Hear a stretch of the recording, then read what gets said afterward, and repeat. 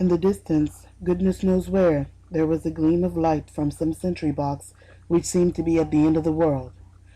Akaki Akakiyevich's lightheartedness faded.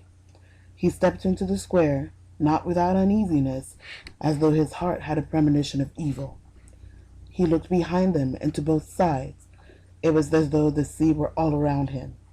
No, better not look, he thought, and walked on, shutting his eyes, and when he opened them to see whether the end of the square was near, he suddenly saw standing before him, almost under his very nose, some men with mustaches.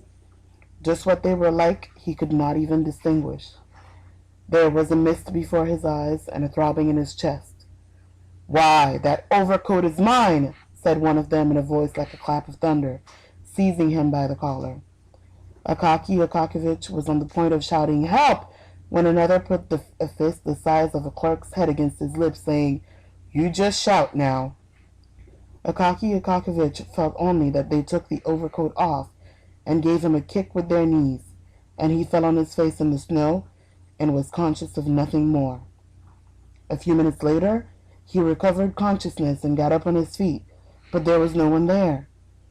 He felt that it was cold on the ground and that he had no overcoat, and began screaming, but it seemed as though his voice would not carry to the end of the square. Overwhelmed with despair and continuing to scream, he ran across the square straight to the sentry box, beside which stood a policeman leaning on his halberd, and, so it seemed, looking with curiosity to see who the devil the man was who was screaming and running toward him from the distance. As Akaki Akakiyevich reached him, he began breathlessly shouting that he was asleep and not looking after his duty, not to see that a man was being robbed. The policeman answered that he had seen nothing, that he had only seen him stopped in the middle of the square by two men and supposed that they were his friends, and that instead of abusing him for nothing, he had better go the next day to the police inspector, who would certainly find out who had taken the overcoat.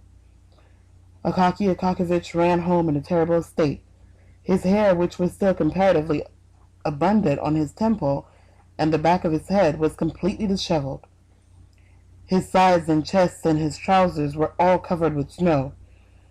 When his old landlady heard a fearful knock at the door, she jumped hurriedly out of bed, and with only one slipper on, ran to open it, modestly holding her chemise over her bosom. But when she opened it, she stepped back, seeing in what state Akaki Akakiyevich was.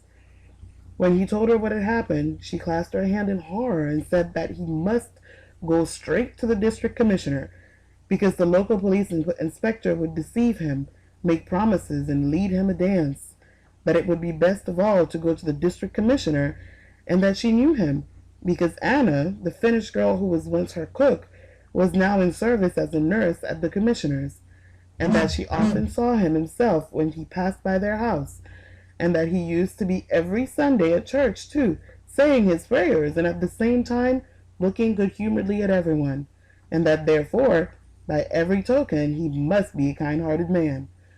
After listening to this advice, Akaki Akakiyevich made his way very gloomily to his room, and how he spent that night I leave to the imagination.